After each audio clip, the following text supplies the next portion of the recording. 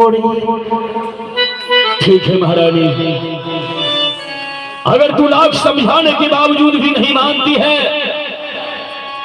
तो मैं कितना बार मैं तुम्हारी बातों का उल्लंघन करूं। ठीक है महारानी, मैं शादी के लिए तैयार हूं, लेकिन लड़की की तलाश में तो महामंत्री को ही जाना पड़ेगा। इस समय अपने दरबार में महामंत्री को बुलाइए। बिजली, महामंत्री माइक को वहां कहाँ रहता है तू?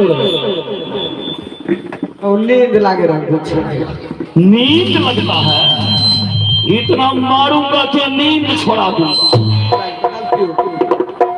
अभी तू यहाँ से जानता है कहाँ जाएगा? कहाँ जाए? यहाँ से तू विक्रमपुर शहर को जाओ, और मुझे पता चला है महाराज विक्रम सिंह के यहाँ इकलौती राजकुमारी है। बोले छे तब हुसिल मारे हमें चुप। हेलो हेलो, नहीं बोलेंगे तो हुसिल नहीं मार पाता, उल्टे दिमाग से बजा रहे छे। हेलो जादू यहाँ से विक्रमपुर शहर, पता चला है महाराज विक्रम सिंह की यहाँ इकलौती राजकुमारी है। तू जाकर के लड़की देखो, और अगर लड़की पसंद आ जाए